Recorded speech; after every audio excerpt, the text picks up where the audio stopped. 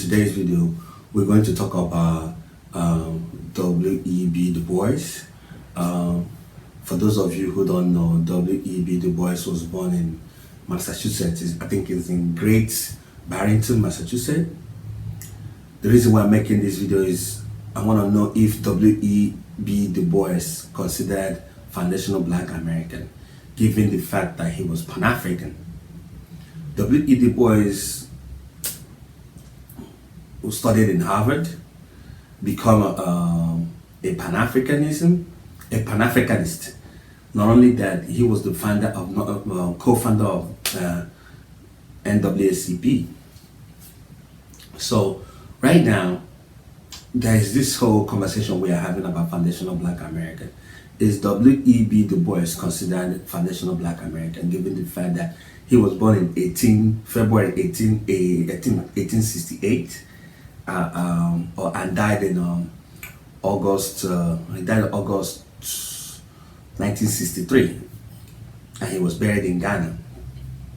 So, for those of you who don't know, he's an American. He moved to Ghana. By the invitation of then current Ghanaian president, socialist president Kwame Nkrumah. Kwame Nkrumah invited him to come to Ghana to study, to establish Encyclopedia Africana, given the fact his vast knowledge about the continent. He came and he remained in Africa ever since. You know, he lived and died till he died in 1963. He's been in Ghana. He's been coming to Ghana for decades, even before 1963. You know, he's well informed about Africa. When he died in 1963, he was buried in Osu, a place called Osu, outside outskirts of Accra, a Christian cemetery. Then in 1985, his remains was then moved to his official residence in Accra, Ghana. That's where he's buried, and that place is now like a museum, you know, to push his legacy, and people pay homage to his residence. All the HSBCU colleges all over America have their school flags on his gravesite 24 hours. He can never get any Pan-Africanism. He can never be more pro-American than this. He showed that W.E.B.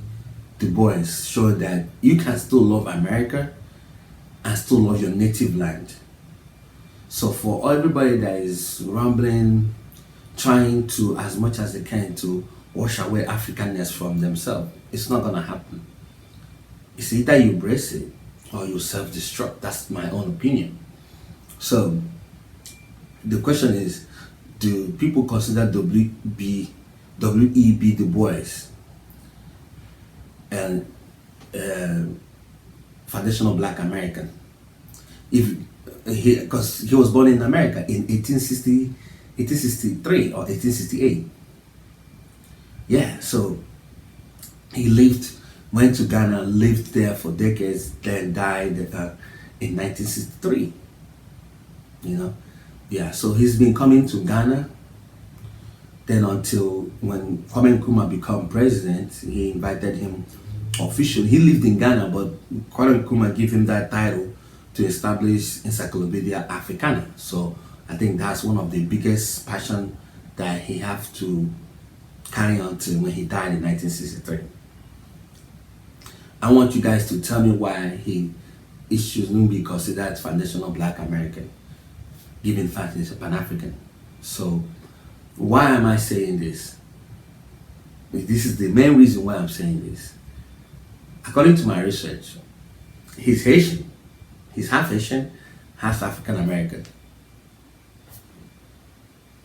His background, I think, is that his mom is Haitian, his dad is African American, or the other way around.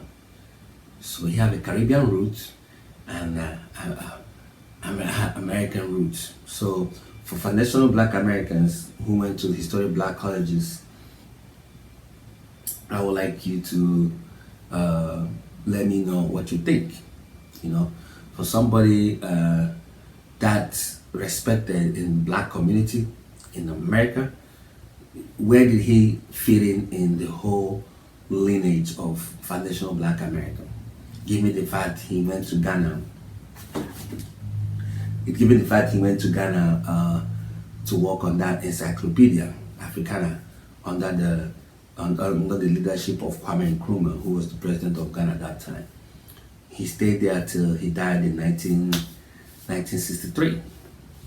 For those of you that think that Africa is bad, he lived a very long life. He didn't die from diseases or anything. He lived until he's 95. Can you imagine that that time, life expectancy that time was very terrible, but he lived a very long life until he lived up to 95 years old. Can you imagine living to 95 in 1963? So, and he lived in Ghana. So if you Google it, his final resting place was in Accra, Ghana, and he's currently buried. Black Americans, when they visit Africa, when they visit Ghana specifically, they pay homage to his residence and see his gravesite. So, yeah, the question is, does he consider foundational black American or not? So that's the video. I'm not going further, than this. So if you happen to maybe travel to Ghana, Africa is still open for everybody. If you happen to visit Ghana, go to his residence. His residence it serves like a memorial center for Pan-Africanism. It's like something that he championed. So they use his residence, to champion that. And also his residence serves as his gravesite. So that's the video and a little bit of history discussion. W.E.B. Du Bois, is he considered Pan-African? Or given the fact he's Pan-African, is he considered black, a foundational black American? And another thing I want to say, I don't even think if he's alive today, he would even like the term. So also let me know in the comment section. I don't think he would even like the term foundational black Americans. So, but even if, do you consider him foundational black Americans?